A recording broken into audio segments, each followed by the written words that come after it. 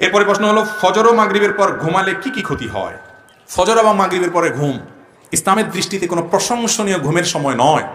ফজরের সময় যদি কেউ ঘুমায়, ফজরের পর ফজর পড়ে, এতে বড় কোনো গুনাহ হবে না, কোনো গুনাহ হয়ে যাবে ব্যাপারটা সেরকম না, কিন্তু এটা অনুত্তম, অনুচিত। কারণ এই ফজরের পরের টাইমটা দোয়া কবুলের সময়, জিকিরের সময়। নবী করিম সাল্লাল্লাহু আলাইহি ওয়াসাল্লাম এই সময় দোয়া জিকির করতেন।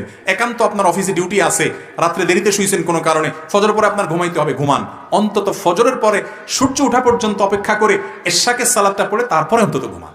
কথা কি বুঝাতে পারছি? নবীজি সাল্লাল্লাহু আলাইহি ওয়াসাল্লাম দোয়া করছেন, আল্লাহুম্মা বারিক লি উম্মতি ফি বুকুরিহা, আল্লাহ আমার উম্মতের জন্য সকালের সময়টাতে বরকত দিয়েন। তো আপনি ওই টাইমে যে কাজ করবেন এটাতে বরকত হবে, আমল করবেন, কোন একটা কাজ করবেন, ঘুমায় অলস সময় কাটাবেন না। যদি কোনো কারণে আপনি ঘুমায় পড়েন, শরীরটা খারাপ লাগছে, বা পরে আর ঘুম আসবে না, বা আপনার অফিস ডিউটি আছে, এতে বড় কোনো গুনাহ হবে না, ঘুমান। কিন্তু মাগরিবের পরে ঘুমটা যথাসম্ভব অবশ্যই পরিহার করতে হবে।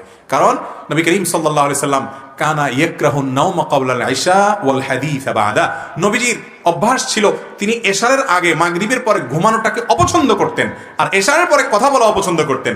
আর আমাদের স্কেল উল্টা হয়ে গেছে, আমরা এশারের পরে আড্ডা মারতে সবচেয়ে বেশি পছন্দ করি, ঠিক না ঠিক? এশারের পরে নবীজি কথা বলা অপছন্দ করতেন, দ্রুত শুয়ে পড়ো, তাহলে তাড়াতাড়ি কি হবে, ওই ফজর পড়া আসান হবে, রাতের ঘুমটা ভালো হবে, স্বাস্থ্যটা ভালো থাকবে। কিন্তু আজ এশারের পরে আমাদের আড্ডা আরো বেশি জমে। এই জন্য ভাইরা, মাগরিবের পরে ঘুমটা মাকরুহ, অনুচিত, এটা উচিত না। হ্যাঁ, কারো শরীর খারাপ, কোনো কারণে অসুস্থ কোনোদিন, ভিন্ন কথা, কিন্তু মাগরিবের পরে ঘুমানো উচিত না। বিশেষ করে মাগরিবের পরে শুলে অনেক সময় এশার পড়া হয় না, এই জন্য মাগরিবের পরে ঘুমটা মাকরুহ এবং অনুচিত।